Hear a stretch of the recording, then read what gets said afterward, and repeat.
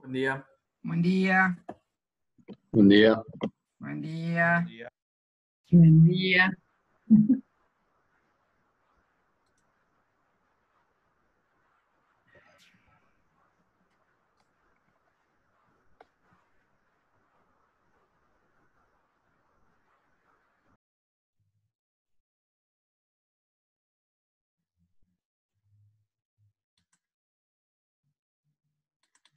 No sé por qué no se puede conectar Santiago.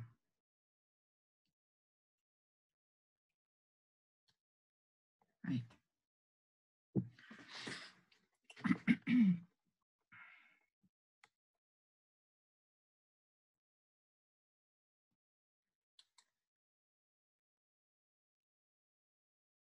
Profe, ¿te puedo hacer Sí, una pregunta antes de que empiece la clase? sí, dale. ¿Ya saben cómo van a ser los métodos de evaluación? Está. Porque, Sí, hola. Espera.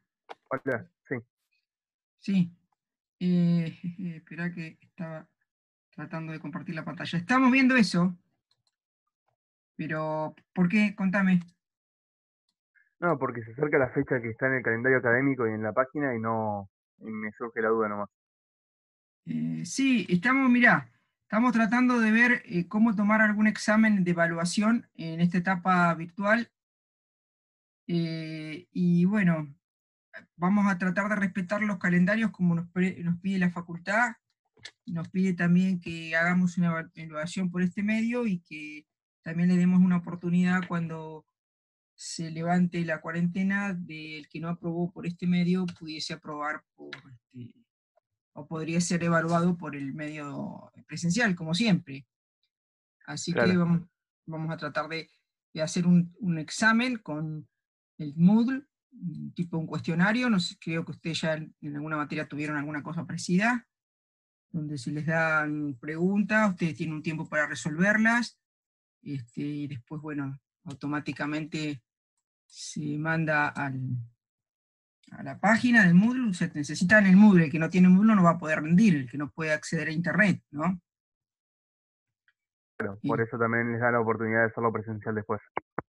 y en principio esas son las instrucciones que tenemos desde la facultad, y creo que todos van a hacer más o menos lo mismo. Sacó una resolución la facultad respecto de cómo sería el método, no cómo sería el método, que tenemos que respetar, digamos, el calendario, y que por otro lado tenemos que tener una, una posibilidad de.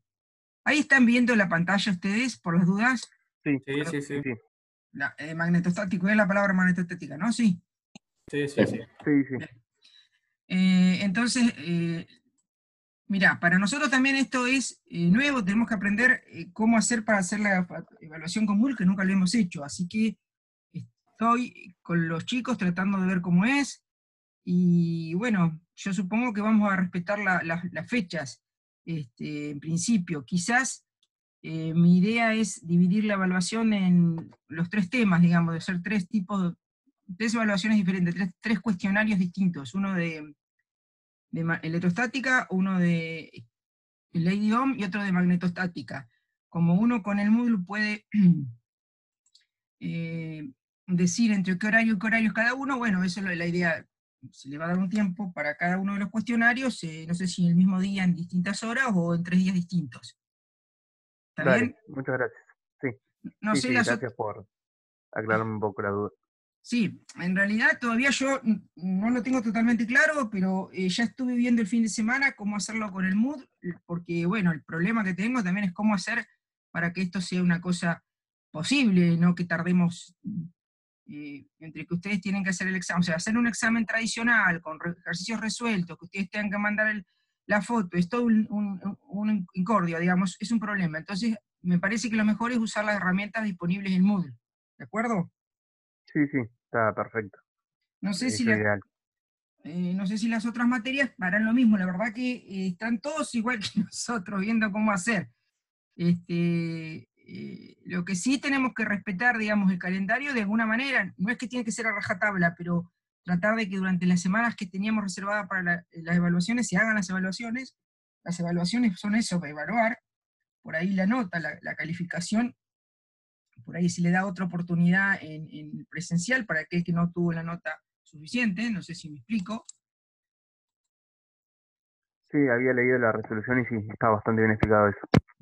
Sí, claro, Pero entonces, bueno, ¿cómo hace cada materia? No sé, nosotros vamos a tratar así, de tratar de que tampoco podemos decir a todos le vamos a tomar esta forma y después a todos le vamos a tomar a otra, pues no tiene sentido. El que aprueba de esta forma, que de alguna manera alcanza los objetivos que en la evaluación se ve que ha aprendido, no necesitaría ir a la otra evaluación presencial. No sé si me explico.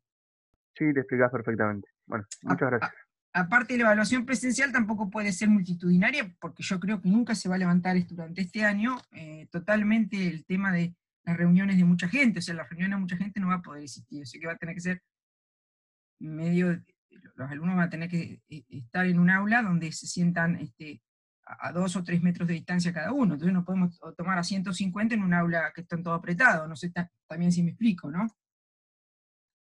Y sí, rompería un poco el objetivo de todo este tema del distanciamiento y de las cuarentenas. Claro, bueno.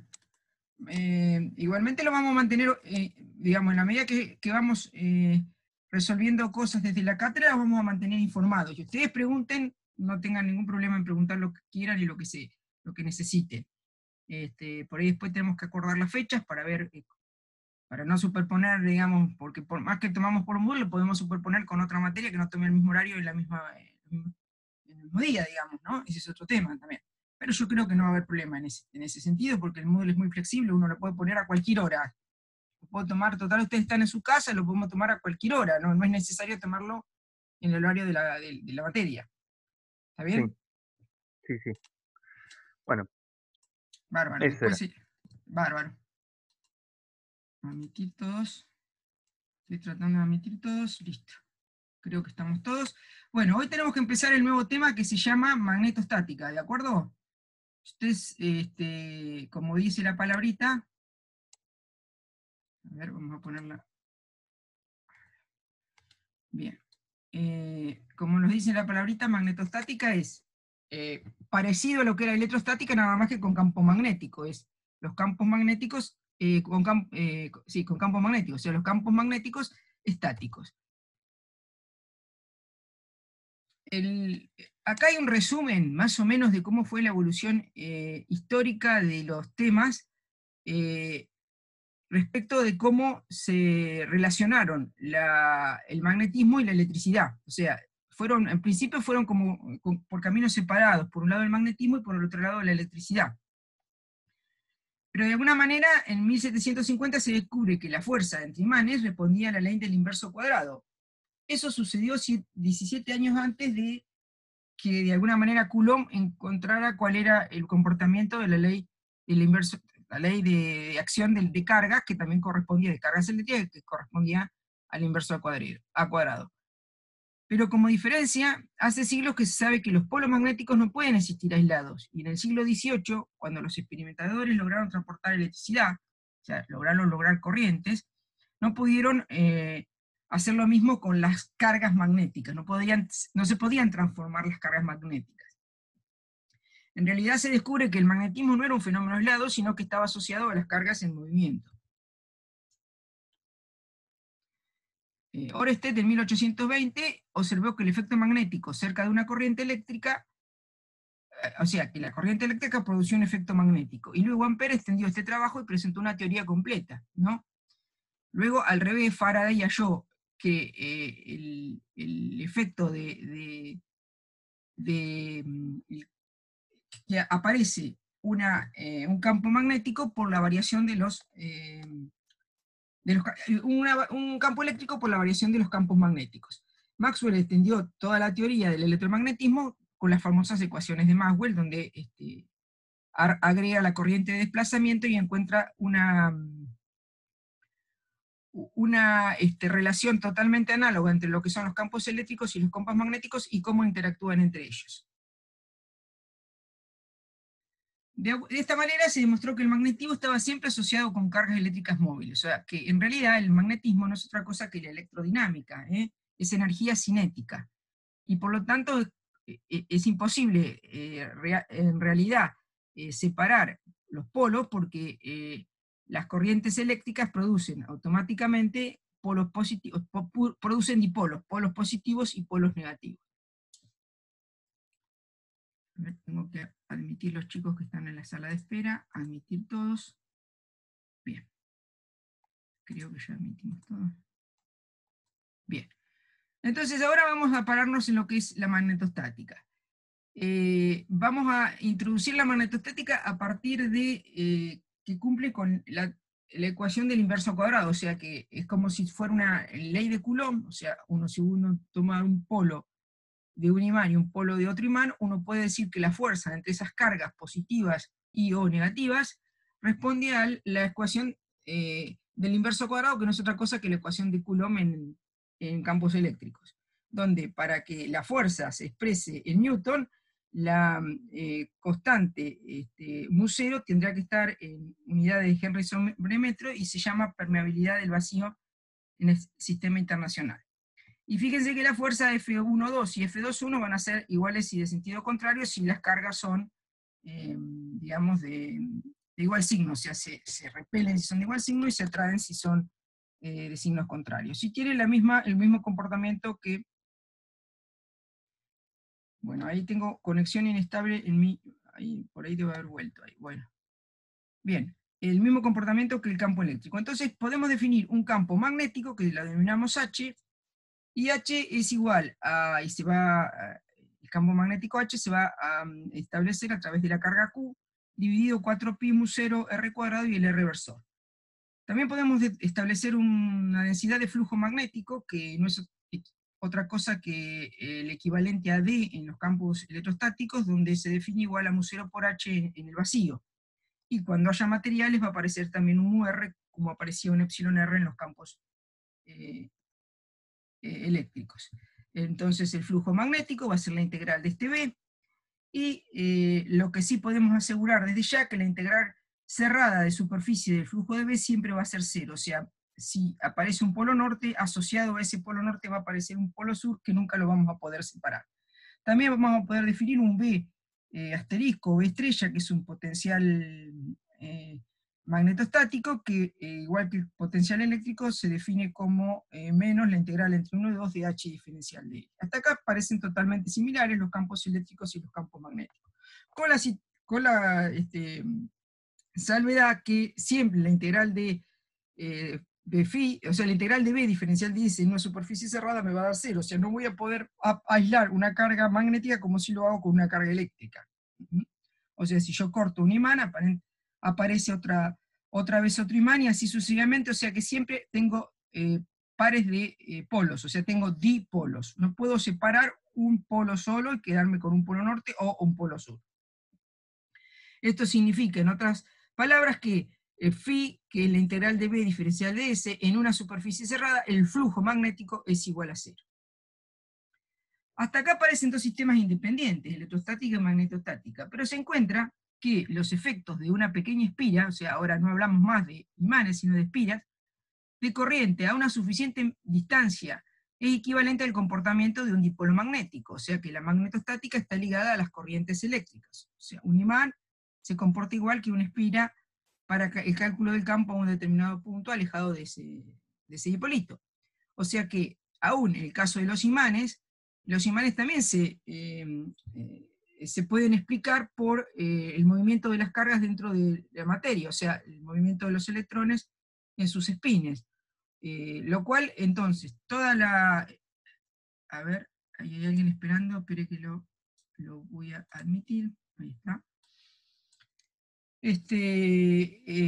O sea que podemos encontrar una equivalencia entre una pequeña espira de corriente y un imán, o sea, una pequeña espira de corriente que tenga un área determinada y una corriente circulando en un determinado sentido, como el dibujado en la figura, tiene el mismo comportamiento para el cálculo de los campos en algún punto fuera de la espira, a un dipolo conformado por una superficie que coincide con la superficie de la espira y con un momento dipolar igual a Q por T, donde T sería el desplazamiento virtual entre esas cargas positivas y negativas para lograr el mismo efecto que la espira. O sea que una espira se comporta equivalente a un dipolo. Esta ecuación de que el momento dipolar equivalente de una espira es igual a I por delta S por mu 0, es lo que nos va a permitir ahora encontrar las relaciones como las leyes de Ampère y a partir de la ley de Ampère, la ley de Biot-Savart. Entonces, encontramos que la equivalencia entre una espira, pequeña espira y un dipolo es tal que si tengo una corriente como la que dibujada en la transparencia que circula en el sentido antihorario, va a ser equivalente a un dipolo donde las cargas positivas van a estar sobre esa cara, mirando hacia ustedes, y la carga negativa es en la parte de atrás.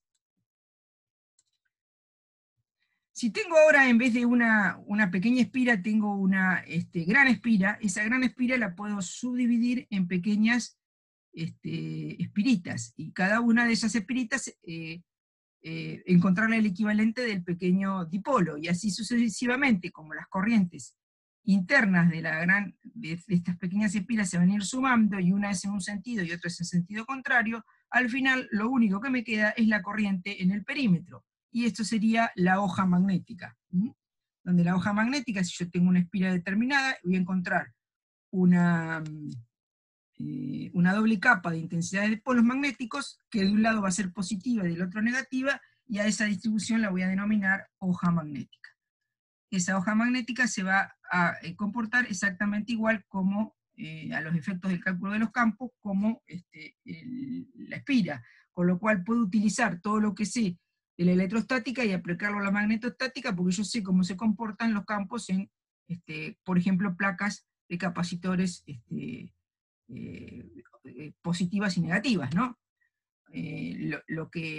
La única diferencia entre la estructura interna de una hoja magnética no coincide, por lo tanto, con una espira de corriente, pero sí a los efectos magnéticos externos son exactamente los mismos. Bien, entonces ahora vamos a utilizar el concepto de la hoja magnética para encontrar la ley de Ampère. Examinemos entonces una doble capa equivalente a una espira, y sabemos que si la separación esta T es pequeña respecto a las otras dimensiones, uno puede decir que el campo, en este caso el campo magnético, equivalente a un campo eléctrico, va a ser sigma estrella. ¿Por qué estrella? Porque son cargas magnéticas dividido mu 0. Mu 0 es la permeabilidad del medio. En este caso la permeabilidad del medio, que va a ser el vacío.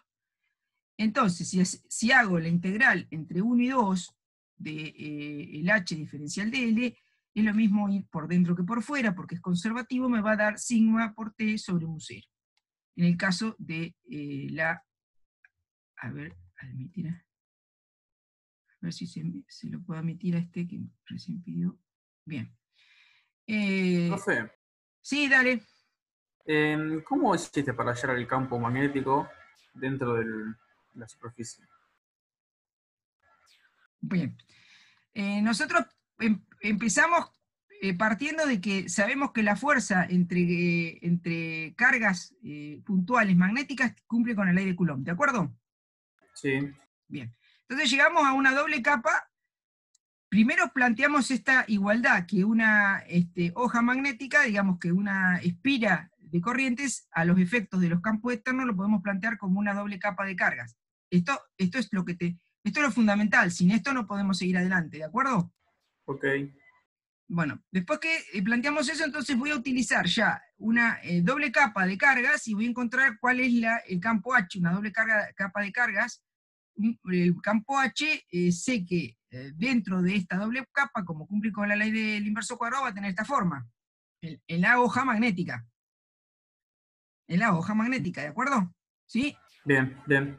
Después sé que como la equivalencia para los efectos externos de la hoja magnética y la espira tiene esta ecuación de identidad, digamos, entonces puedo encontrar el valor. Primero, esta parte la encuentro a partir de conocer el comportamiento de los campos del inverso cuadrado. Lo mismo que hice con un capacitor de placas planas, ¿de acuerdo? Ok. Bien. Sé que si H cumple con la ley del inverso cuadrado, la integral curvilínea de H diferencial de L va a ser igual a 0, ¿ok? ¿Hasta ahí me siguieron? ¿Sí? Esperá que voy a emitir todos los que están acá, que hoy hay muchos. Bien. Digamos, la diferencia de potencial entre 1 y 2, por adentro y por afuera, para la hoja magnética es exactamente lo mismo, ¿cierto? Hasta ahí porque Bien. cumplí. Bien. Entonces, B2 estrella menos B1 estrella va a ser H por T. Lo hice a través del campo uniforme que tengo acá adentro, pero sé que es lo mismo que lo que tengo afuera. ¿Hasta ahí me entendieron? ¿El Y signo menos por qué desaparece? ¿Qué signo menos? El de antes de la integral. El signo de dónde. Este está. Ese, exacto. Este está. Y ¿En bueno, dónde lo involucraría? porque yo voy por acá o voy por acá. Si voy de acá para acá, voy a encontrar el campo, ¿de acuerdo? Ah, Eso- el diferencial me lo acomoda, está bien, está bien. ¿está bien? Es positivo, porque voy desde la de menos potencial a la de más potencial, ¿de acuerdo? Claro, el producto a punto me acomoda ese signo. Claro. Entonces, llego a la expresión que es entre 1 y 2 por adentro da lo mismo, la hoja magnética da lo mismo que por afuera. Pero resulta que en la espira, el adentro no existe, porque el punto 1 coincide con el 2, como traté de dibujar acá.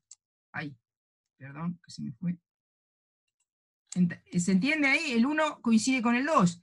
Entonces, la integral curvilínea cerrada en la espira magnética va a ser igual a lo que era antes en la hoja magnética el campo por el desplazamiento. O sea que es sigma estrella por T sobre mu0, que si lo reemplazo por esta equivalencia, que es igual a, poniendo sigma como Q dividido la superficie, delta Q dividido la superficie multiplicado por T y por mu0, y esto no es otra cosa que la corriente I, por la igualdad esta, ¿de acuerdo?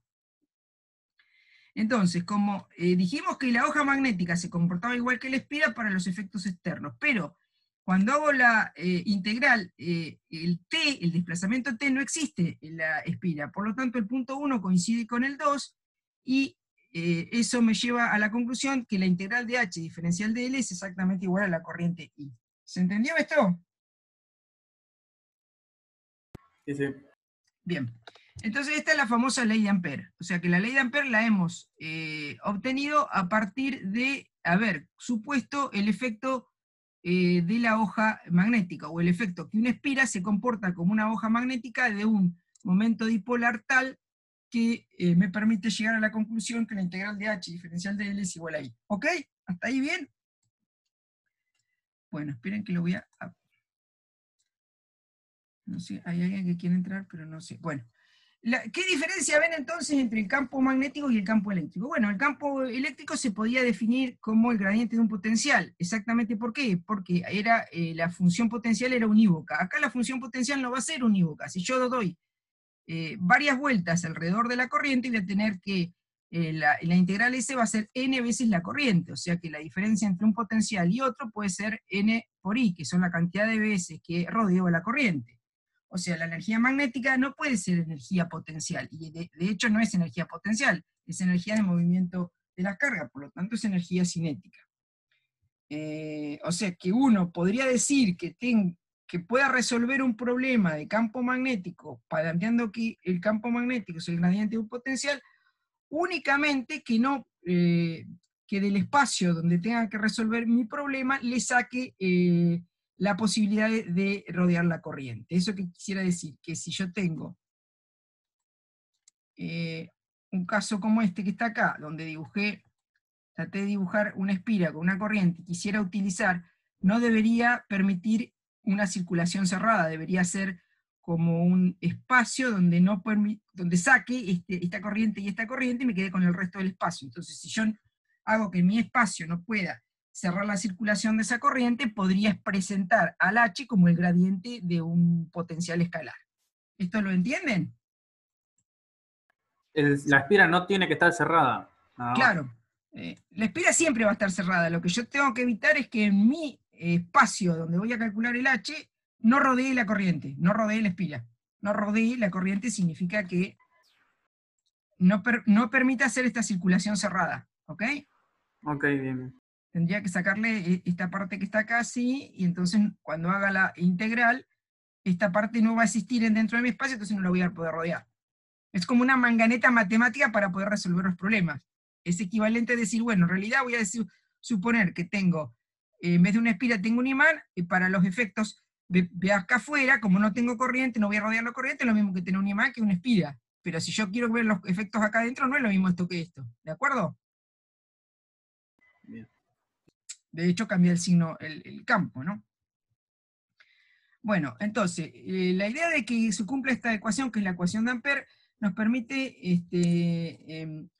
encontrar a través de esta expresión y con alguna manganeta de física, digamos, de cómo interpretar el efecto de un elemento de corriente. O sea, uno va a tratar de encontrar a partir de la ley de Ampère el efecto de un elemento de corriente que campo produce en un determinado punto del espacio. Fíjense que ustedes normalmente, seguramente en física, partieron de la ley de Biot-Savart y llegaron a la ley de Ampère. Acá lo estamos haciendo al revés.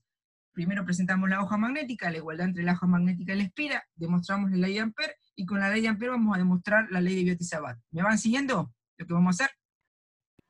Sí.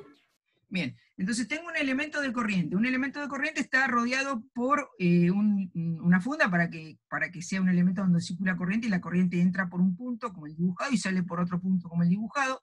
Entra radialmente por el punto A y sale radialmente por el punto B. Y el diferencial de este es exactamente un diferencial de L, un elemento pequeño de longitud, y el campo que vamos a calcular lo vamos a calcular en un punto alejado.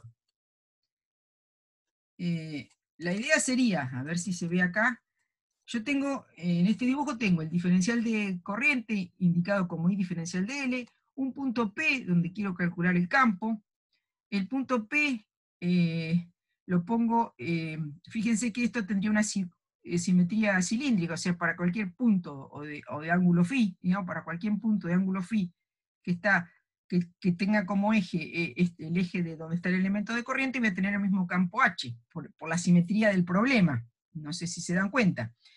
Y si quiero usar la ecuación de Ampère, lo que yo voy a tener que encontrar es, para encontrar ese campo H, cuál es la cantidad de corriente relacionada con la corriente I, que circula por este elemento A, entre A y B, que pasa por este casquete. No sé si ven eso. Este casquete está conformado por esta forma, un pedacito de una esfera de radio, el radio de casquete es el R grande, y el R chico es la distancia que hay desde el elemento hasta el punto P. Como el elemento está lejos respecto del diferencial de L, o sea, el diferencial de L es muchísimo menor que el R desde el punto A o el R del punto B, más o menos en módulo es el mismo. Y lo que sí hay una diferencia angular delta de θ, que es la que vamos a utilizar para calcular la diferencia de corriente que pasa por el casquete respecto de la corriente I que circula entre el punto A y el punto B. Ahora vamos a ver un dibujito, pero la idea que vamos a usar es que la densidad de corriente, que esto lo podemos imaginar como una esfera que rodea este elemento, entonces la corriente que está entrando por A y la corriente que está saliendo por A, B, tendrá una densidad que la podemos escribir como I sobre 4πr², el R dijimos que es más o menos el mismo, S es igual a J, y la parte de la corriente que circula por esa parte del casquete sería 2πr², 1 menos coseno de θ, donde 1 menos coseno de θ por 2πr² es la superficie del casquete. Entonces, para entender lo que hay que hacer, hay que encontrar la corriente. Ahora este dibujo es el casquete, ¿no? Que tiene esta base, el casquete. Toda esta superficie, ¿no? Toda esta superficie es la superficie del casquete. Parte de la corriente que sale por B va a pasar por el casquete, dibujada por rojo acá, y parte de la corriente que entra en A va a entrar al casquete. ¿Hasta ahí me entendieron lo que estamos haciendo? ¿Sí? ¿Volvemos a explicar esto? ¿Me entendieron? Sí, volví por favor porque ahí me perdí en la parte. Yo también me perdí. Lo que no entiendo mucho es la funcionalidad de esas ecuaciones. No. Con estas ecuaciones que, a partir de la ley de Ampère, nosotros vamos a demostrar la ley de Biot-Savart. O sea, ¿qué es la ley de Biot-Savart? Es el efecto que produce un elemento de corriente en un punto P el efecto magnético, o sea, el campo magnético H que produce un elemento de corriente en un punto P del espacio. ¿Se entendió lo que estamos haciendo? Bien, sí. Pero Sí, nosotros no ahí se me dio un partimos, poco o sea, en vez de partir como eso, como postulado, partimos de la equivalencia entre la hoja magnética y la espira de corriente. Después pasamos a demostrar la ley de Ampère, y después con la ley de Ampère pasamos a demostrar la ley de Biot-Savart. ¿Se entiende entonces esto? Ujú.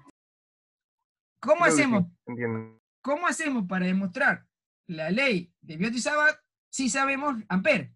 Entonces nos imaginamos que este elemento está, porque para que exista una corriente en algún punto debe haber una circulación cerrada de esa corriente. Por lo tanto, este elemento lo ponemos dentro de un líquido que es totalmente conductor. En un punto entra la corriente, en otro punto sale la corriente. Después el otro elemento que sigue, hacemos lo mismo, y así sucesivamente podríamos cerrar el circuito donde el líquido ese de Heaviside, que es un invento para poder estudiar el elemento de corriente, no importa.